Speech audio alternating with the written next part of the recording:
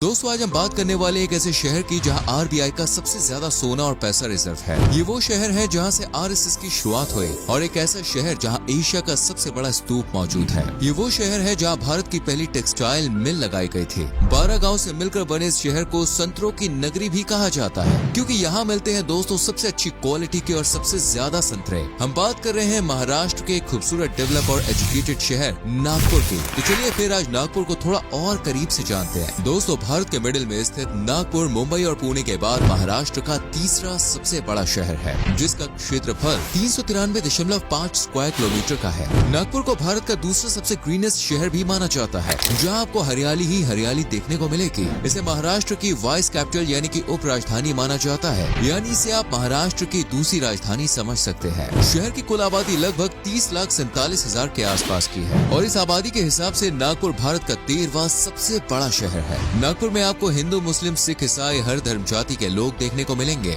जिनमें 69.46% तक हिंदुओं की संख्या है, जबकि शहर का दूसरा सबसे बड़ा धर्म है मुस्लिम, जिनकी आबादी 11.95% की है, जबकि 1.15% ईसाई और 0.68% सिख लोगों के साथ यहाँ जैन और बौद्ध धर्म से जुड़े लोग भी देखने को मिल जाएंगे। खास बात यह है कि यहाँ पर सभी धर्म से जुड़े हुए लोग एक साथ मिलकर रहना पसंद करते हैं, इसलिए शहर में क्राइम भी कम होते हैं। आज इसे महाराष्ट्र की सबसे सेफेस्ट सिटी भी माना जाता है। बीचों बीच स्थित इस शहर में सुनामी, भूकंप, बाढ़ जैसी प्राकृतिक आपदाओं का खतरा बेहद कम रहता है और यहाँ के लोग भी काफी शांति प्रिय हैं। यहाँ के लोग परंपराओं, संस्कृति और अपनी विरासत को सजो कर रखने में विश्वास रखते हैं, लेकिन प्राचीन विचारों का मॉडर्न दुनिया से मेल कैसे करना है, ये भी नागपुर के वासियों को अच्छे से आता है। इसलिए घूमने के लिहाज से भी नागपुर पर्यटकों के बीच चर्चा में बना रहता है। नागपुर में बोली जाने वाली भाषाओं की बात करें तो यहाँ ज्यादातर लोग मराठी भाषा बोलते हैं, लेकिन दूसरे नंबर पर सबसे ज्यादा बोली जाने वाली भाषा है हिंदी। इसलिए मराठी को शहर की स्टेट लैंग्वेज बनाया गया है, जबकि हिंदी को नेशनल लैंग्वेज। बहुत कम लोग जानते हैं, लेकिन दोस्तों पुराने समय में नागपुर को फनिंद्रापुरा के नाम से जाना जाता था, लेकिन फिर इसका नाम नागपुर शहर कर दिया गया। शहर के इतिहास की बात करें तो शहर को गौंड राजा बख्त बुलंद शाह द्वारा स्थापित किया गया था, लेकिन राजा भोंसले के बाद ये मराठा साम्राज्य का हिस्सा बना और फिर 19वीं सदी में अंग्रेजों के पैर पड़े। इसके बाद जब देश आजाद हुआ तो नागपुर को महाराष्ट्र की उप राजधानी बना दिया गया। ऐसा बताया जाता है कि जब शहर की स्थापना हुई तब इसे 12 गाँव मिलाकर बनाया गया था। नागपुर शहर में एक नदी बहती है जिसे नाग नदी के नाम से पहचान मिली है। कहते हैं दोस्तों इस नदी के नाम पर ही नागपुर शहर को नाम दिया गया है। नागपुर के नाम को लेकर एक और कहानी है जो लोग को बेहद पसंद आती है। फ्रेंड्स ऐसा कहते हैं कि शहर में नागराज यानी कि किंग कोबरा का बसेरा है, यानी यहाँ पर सांप बहुत ज्यादा पाए जाते हैं, इसलिए शहर को नागपुर नाम दिया गया है। दोस्तों भारत के कई शहर दिन दुगनी रात चौगनी तरक्की कर रहे हैं और इन शहरों में नागपुर की भी गिनती गर्व के साथ की जाती है। एक रिपोर्ट के मुताबिक नागपुर भारत का 5वां ऐसा शहर है जो सबसे तेजी से तरक्की कर रहा है। एजुकेशन के मामले में भी नागपुर ने अपनी एक अलग पहचान बना ली है। शहर का लिटरेसी रेट 91.2% का है और इस लिहाज से मुंबई के बाद महाराष्ट्र का दूसरा सबसे ज्यादा लिटरेसी रेट वाला शहर है, यानी यहाँ पे आपको 10 में से 9 लोग पढ़े लिखे ही मिलेंगे। पूरे देश में इसे एजुकेशन का जाना माना सेंटर माना जाता है। साथ ही पूरे महाराष्ट्र में नागपुर जैसी शिक्षा देखने को नहीं मिलती। यहाँ कई जाने माने कॉलेजेस, यूनिवर्सिटीज और स्कूल्स मौजूद है, जैसे Nagpur government dental college, medical college, Visvesvaraya national institute of technology वगैरह वगैरह। नागपुर में मौजूद जीएमसी यानी कि गवर्नमेंट मेडिकल कॉलेज एशिया का दूसरा सबसे बड़ा मेडिकल कॉलेज है। यहाँ के स्टूडेंट्स भी बेहद ही शार्प माइंड के माने जाते हैं, जिन्हें पढ़ाई से कुछ ज्यादा ही लगाव है। यहाँ से हर साल सैकड़ों की संख्या में इंजीनियर्स, डॉक्टर्स और दूसरे सेक्टर्स के एक्सपर्ट्स निकलते हैं। वैसे दोस्तों टाटा के बारे में तो आप सभी जानते ही होंगे, जो एक नाम नहीं बल्कि ब्रांड है। वेल आपको मैं बता दूं इस बिजनेस की शुरुआत एक मिल से हुई थी और ये मिल जमशेद जी टाटा द्वारा नागपुर में ही शुरू की गई थी, जिसका नाम है एक्सप्रेस मिल। 1 जनवरी 1877 में स्थापित ये मिल भारत की सबसे पहली टेक्सटाइल मिल है। नागपुर शहर रिजर्व बैंक ऑफ इंडिया के लिए बेहद ही महत्वपूर्ण शहर है, क्योंकि यहाँ पर आरबीआई की एक ऐसी शाखा मौजूद है जिसमें आरबीआई ने अपना सबसे ज्यादा सोना और पैसा रिजर्व करके रखा हुआ है। नागपुर को दुनिया भर में संतरों की नगरी यानी कि ऑरेंजेस की सिटी के नाम से जाना जाता है, क्योंकि इस शहर में संतरों की खेती सबसे ज्यादा होती है और आपको यहाँ संतरों से बने कई स्वीट डिशेस भी देखने को मिल जाएगी, जिनमें संतरों से बनी बर्फी हर किसी की जुबान पर बहुत चढ़ी रहती है। और ये तो आप जानते ही होंगे कि पीएम मोदी जी आरएसएस के सदस्य हैं, लेकिन क्या आप ये जानते हैं कि आरएसएस की स्थापना नागपुर शहर में ही की गई थी? जी हाँ दोस्तों,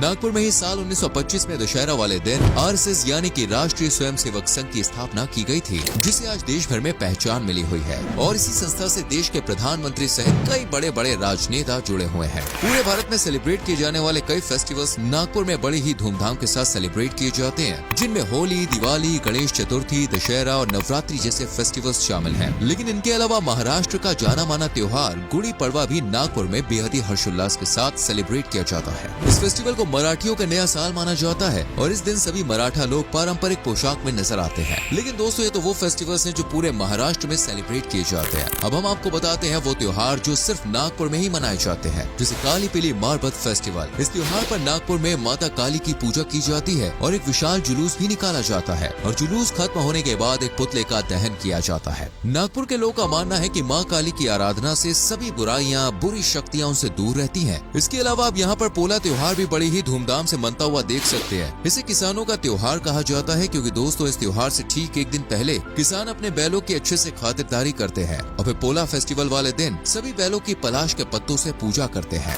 नागपुर की प्राकृतिक सुंदरता और मैनमेड चीजों को लेकर बॉलीवुड के गलियारों में भी ये शहर सुर्खियों में बना रहता है। सुई धागा जैसी कई मूवीज है दोस्तों जिनकी शूटिंग नागपुर में हुई है और इन मूवीज में नागपुर की संस्कृति व कल्चर को दिखाने की कोशिश की गई है। इसके अलावा शहर में मराठी फिल्मों की शूटिंग भी चलती रहती है। नागपुर घूमने के लिए एक बेहतरीन जगह है। यहाँ की नाइट लाइफ तो भैया लोगों को खुशी कर देती है। अगर आप नागपुर को एक्सप्लोर करना चाहते हैं तो यहाँ पर एक से बढ़कर एक खूबसूरत और ऐतिहासिक पर्यटन स्थल है जिनमें रामटेक मंदिर की एक अलग ही मान्यता है। धार्मिक जगह की सैर करनी हो तो आप रामटेक मंदिर जा सकते हैं। कहते हैं कि जब भगवान श्री राम वनवास से लौट रहे थे तो उन्होंने कुछ देर के लिए यहाँ विश्राम किया था और इसलिए इस मंदिर का नाम रामटेक मंदिर रखा गया। नागपुर से करीब 50 किलोमीटर की दूरी पर बेहद ऊंचाई पर स्थित ये एक ऐतिहासिक मंदिर है जहाँ हर साल बड़ी संख्या में लोग पहुँचते हैं। नागपुर में ही एशिया का सबसे बड़ा स्तूप भी मौजूद है जिसे दीक्षा भूमि स्तूप के नाम से जाना जाता है। नागपुर में बौद्ध धर्म से जुड़े लोग की संख्या और बौद्ध धर्म काफी फेमस है और दीक्षा भूमि स्तूप इस बात का जीता जागता सबूत है। इस विशाल स्तूप को देखकर हर किसी की आंखें चौंधिया जाती हैं। दोस्तों राजा महाराजाओं की पहचान है बड़े बड़े विशाल किले।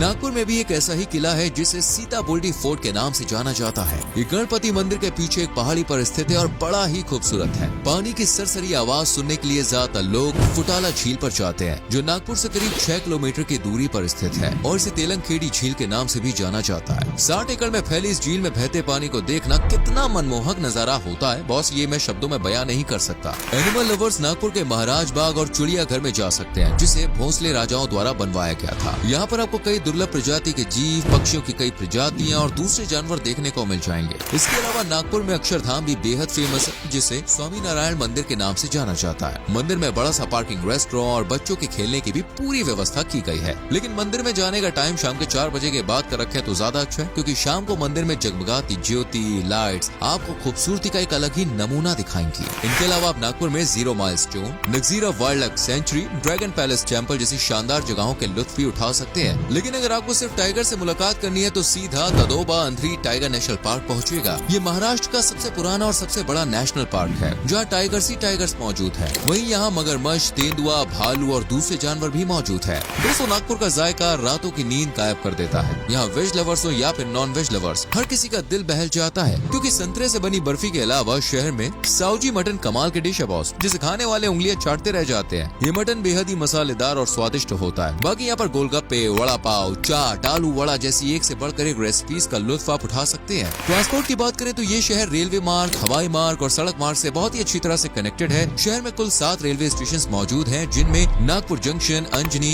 कलमाना, गोधानी, इतवारी जंक्शन, कामती और खपरी स्टेशन शामिल है। नागपुर जंक्शन की बात करें तो ये महाराष्ट्र का चौथा सबसे बिजिएस्ट रेलवे जंक्शन है जहाँ पर 8 प्लेटफॉर्म्स और 13 रेलवे ट्रैक्स मौजूद है। एयरपोर्ट की बात करें तो नागपुर के सोनेगांव क्षेत्र में पड़ता है doctor Baba Saheb Ambedkar international airport, जो मुंबई एयरपोर्ट और पुणे एयरपोर्ट के बाद महाराष्ट्र का तीसरा सबसे बिजी हवाई अड्डा है, जहाँ के लिए दिल्ली, मुंबई, लखनऊ जैसे कई बड़े शहरों से आसानी से फ्लाइट मिल जाती है। वहीं रोड नेटवर्क को देखें तो बॉस नागपुर शहर की गणेश पीठ कॉलोनी में मौजूद है एसटी बस स्टैंड, जो नागपुर का सबसे बड़ा बस स्टेशन है और महाराष्ट्र के कई बड़े शहर जैसे मुंबई, पुणे, नासिक आदि से अच्छी तरह से कनेक्टेड है। साथ ही आप यहाँ पर अपनी पर्सनल गाड़ी से भी पहुँच सकते हैं। नागपुर को काफी साफ सुथरा शहर भी माना जाता है। नागपुर जाने के लिए सबसे अच्छे समय की बात करें तो शहर का मौसम 12 महीने परफेक्ट बना रहता है, लेकिन आप अक्टूबर से मार्च के बीच जाए तो परफेक्ट रहता है क्योंकि इस रोज सर्दी थोड़ी अच्छी और मौसम डबल सुहाना हो जाता है। उम्मीद है दोस्तों आपको नागपुर शहर से जुड़ी ये जानकारी पसंद आई होगी, इसलिए आप सब हमें कमेंट करके बताइए आप नागपुर में सबसे पहले क्या करना चाहेंगे। मतलब संतरे से बनी मिठाई टेस्ट करेंगे या सफारी का मजा लेंगे। आप में से अगर कोई है नागपुर से या फिर महाराष्ट्र से तो कमेंट जरूर करना